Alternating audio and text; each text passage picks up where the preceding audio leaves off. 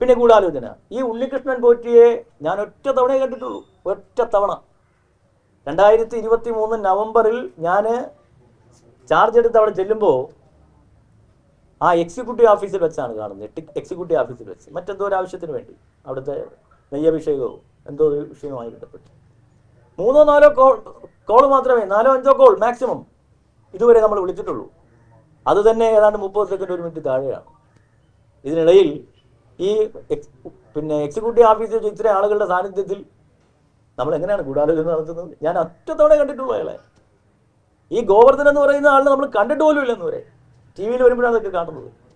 പങ്കജ് ഭണ്ഡാരിയെ കുറിച്ച് നമ്മൾ അറിയുന്നത് ഈ വാർത്തകളിലൊക്കെ വന്ന് ഇപ്പോൾ ഇതൊക്കെ വരുമ്പോഴാണ് നമ്മൾ അറിയുന്നത്.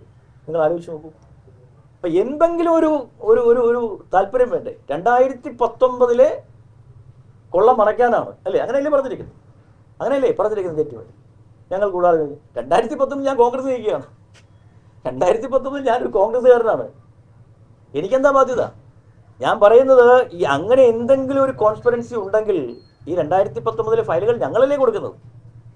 ആ ഫയലുകൾ കൊടുക്കാതിരുന്നാൽ പോരെ? ആ ഫയലുകളിൽ എന്തെങ്കിലും ഞങ്ങൾക്ക് അറിവുണ്ടെങ്കിൽ ആ പേപ്പറുകൾ മാറ്റിയാൽ പോരെ? നമ്മളത് ചെയ്തില്ലല്ലോ. ഞങ്ങൾ കൃത്യമായിട്ടല്ലേ ഞങ്ങൾ കൊടുത്തത്. കാരണം കോടതി ഒരു ഫയൽ ആവശ്യപ്പെട്ടാൽ കൊടുക്കണം.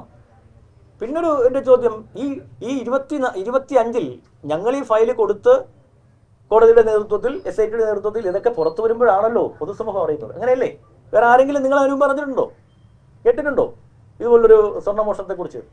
ആകെ ഉണ്ടായിരുന്ന വാറണ്ടിയാണ്. ആ വാറണ്ടി സർട്ടിഫിക്കറ്റ് പോലും ഞങ്ങളുടെ ബോർഡ് പരിഹരിക്കുമ്പോൾ വന്നിരുന്നില്ല. അപ്പം ഞാൻ പറഞ്ഞു വരുന്നത് ഇതിലൊരു ഒരു ഒരു ഒരു പ്രയർ നോളജ് ഞങ്ങൾക്കില്ല.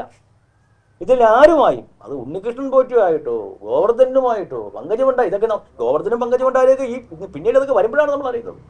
ഇതിനെക്കുറിച്ചൊന്നും ഞങ്ങൾക്ക് യാതൊരു നോളജുമില്ല. ബാക്കി കാര്യങ്ങൾ അന്വേഷിക്കട്ടെ, SIT അന്വേഷിക്കട്ടെ, കോടതിയുടെ ബഹുമാനപ്പെട്ട കോടതി നിരീക്ഷിച്ചതിൽ അന്വേഷിക്കട്ടെ. ഞങ്ങൾ നിയമപരമായി അത് നമ്മൾ ആലോചിച്ച് മുന്നോട്ട് പോകും.